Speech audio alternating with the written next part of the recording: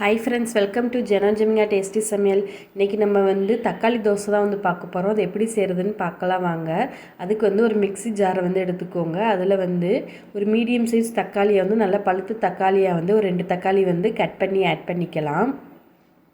பழம் நல்லா மீடியம் சைஸில் இருந்தால் போதும். இப்போ அடுத்து நம்ம இதில் ஒரு 3 பல் பூண்டு ஆட் பண்ணிக்கலாம்.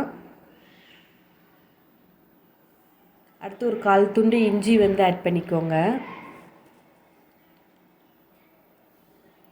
காரத்துக்கு ஏற்ற மாதிரி நீங்கள் வரமிளகா ஆட் பண்ணிக்கோங்க. நான் இன்றைக்கி 4 வரமிளகா ஆட் பண்ணியிருக்கேன். அடுத்து ஒரு 1/2 டீஸ்பூன் சீரகம் ஆட் பண்ணிக்கலாம். ஒரு கொத்து கருவேப்பிலை ஆட் பண்ணிக்கோங்க. அடுத்து இதுக்கு தேவையான அளவு உப்பு ஆட் பண்ணிக்கோங்க. ஒரு 1/4 டீஸ்பூன் கல்லுப்பு ஆட் பண்ணியிருக்கேன். இப்போ எல்லாம் ஆட் பண்ணியாச்சு. இது நல்லா மைய அரைச்சி எடுத்துக்கலாம். பாருங்கள், இந்த மாதிரி நல்லா மைய அரைச்சி எடுத்துக்கோங்க.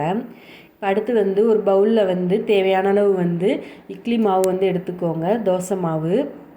இப்போ நம்ம அரைச்சி வச்சுருக்க தக்காளி விழுதை அதில் ஆட் பண்ணிக்கலாம். தண்ணி அதிகமாக ஊற்றிட வேண்டாம். ஆட் பண்ணிவிட்டு அடுத்து இதில் நம்ம ஒரு பெரிய சைஸ் வெங்காயத்தை நல்லா பொடி பொடியாக கட் பண்ணி அதை இதில் ஆட் பண்ணிக்கோங்க. அடுத்து இதோடே ஒரு கைப்பிடி அளவு கொத்தமல்லி இலை ஆட் பண்ணிக்கலாம். அடுத்து ஒரு கைப்பிடி அளவு கருவேப்பிலை ஆட் பண்ணிக்கோங்க. ஏற்கனவே நம்ம மாவில் உப்பு இருக்கும், தக்காளி விழுதுலேயே உப்பு இருக்கும். அதனால் உப்பு பார்த்துட்டு போட்டுக்கோங்க. இது நல்லா இந்த மாதிரி தோசை மாவு பதத்துக்கு கரைச்சி எடுத்துக்கலாம்.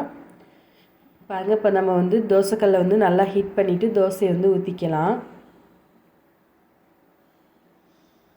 தோசை நல்லா ஊற்றுனதுக்கப்புறம் நல்லா எண்ணெய் 2 பக்கமும் ஊற்றி எடுத்துக்கோங்க.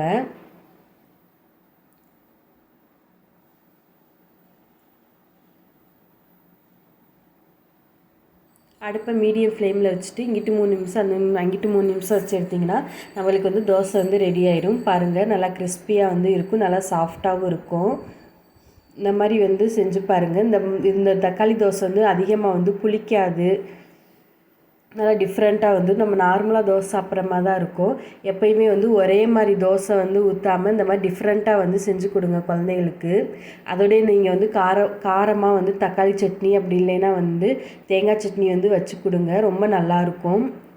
கண்டிப்பாக செஞ்சு பாருங்கள். அப்படியே எங்கள் ஜெனோ ஜெமியா டேஸ்டி சமையலை சப்ஸ்கிரைப் பண்ணிக்கோங்க, லைக் பண்ணுங்கள், ஷேர் பண்ணுங்கள், கமெண்ட் பண்ணுங்கள். கூடவே உள்ள பெல் பட்டனை கிளிக் பண்ணிக்கோங்க. தேங்க்யூ.